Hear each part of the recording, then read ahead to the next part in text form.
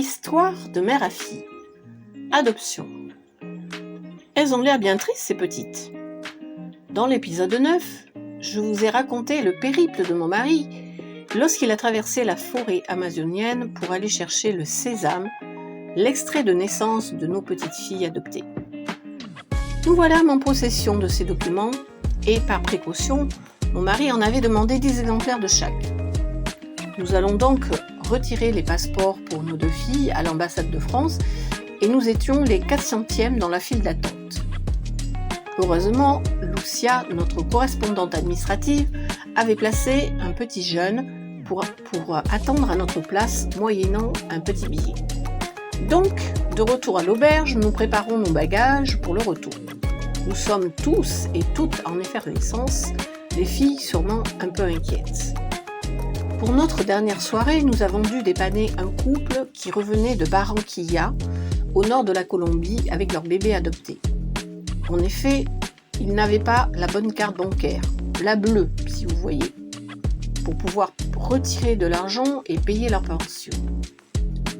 Comme nous repartions plus tôt que prévu au bout de 15 jours au lieu de 1 mois, il nous restait pas mal de traveler chèques en dollars et nous leur avons avancé.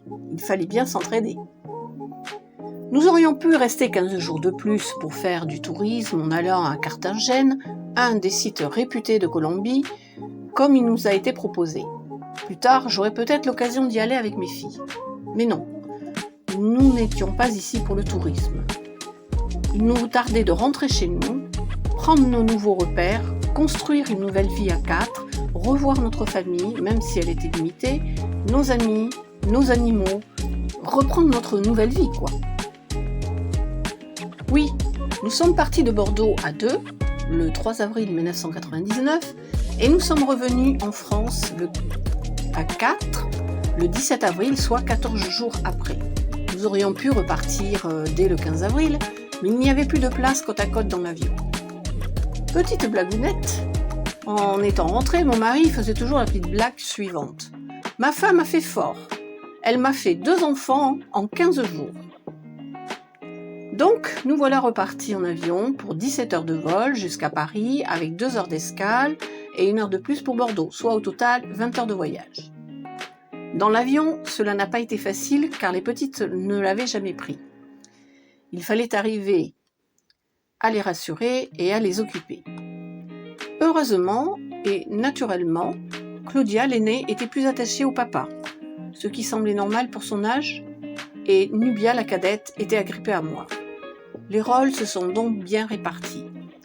Arrivés au contrôle de la douane française, nous avons dû justifier l'entrée de nos filles avec notre jugement d'adoption en espagnol que personne ne comprenait. Ensuite, pendant l'escale à Paris, il a fallu courir et changer d'aéroport de Roissy-Charles de Gaulle à Orly pour pouvoir revenir à Bordeaux. Les petites étaient exténuées. Il a fallu mettre Nubia sur le porte-bagages sur les valises car nous n'avions pas de poussette. La galère, quoi. Donc, dernière ligne droite, nous sommes dans le vol pour Bordeaux. Il fallait encore passer le contrôle de la douane bordelaise. Là encore, il a fallu expliquer la présence des filles par notre jugement d'adoption que le douanier ne comprenait pas non plus. Il nous a même dit « Comment savoir si vous dites vrai ?» Je lui ai répondu « Eh bien, faites-le traduire !» Après avoir discutaillé, il regarde nos 2 filles et nous répond « Elles n'ont pas l'air d'être heureuses d'être adoptées. Elles ont l'air bien tristes, ces petites. » Je lui aurais bien donné une claque à celui-là, mais il y avait la vitre entre nous 2. Mon mari lui a répondu « J'aimerais bien vous y voir après 20 heures de voyage et surtout à leur âge. » Bon, nous avons quand même réussi à passer. À l'arrivée, le papy et un voisin nous attendaient avec 2 voitures. Entre les bagages et nous 4, cela faisait beaucoup de monde. Tandis qu'à notre maison, d'autres amis et voisins avaient préparé une collation et fait quelques courses car il était déjà dimanche après-midi. Nous étions exténués par toute la tension nerveuse que nous avions cumulée pendant 15 jours et nous ne pensions qu'à aller nous coucher. En revanche, les filles pétaient la forme et couraient à travers toute la maison pour découvrir toutes les pièces et leurs chambres. Et elles n'avaient plus sommeil. Elles étaient prêtes pour une nouvelle journée. Nous étions effarés par leur capacité de récupération. En Ensuite, j'ai franchement eu un blackout sur la suite. Je pense que nos amis nous ont aidés à les mettre en pyjama et qu'ils nous ont laissés tranquilles. Demain sera un autre jour. Si vous avez aimé cette histoire, likez et abonnez-vous à ma chaîne pour connaître la suite.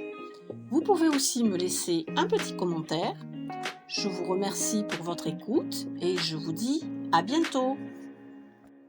Je m'appelle Nicole et je vous partage cette histoire car j'ai le projet de créer l'atelier de mes filles qui va être consacré à aider les femmes grâce à l'aromathérapie et les cosmétiques naturels. Je vous dis donc à bientôt pour la suite.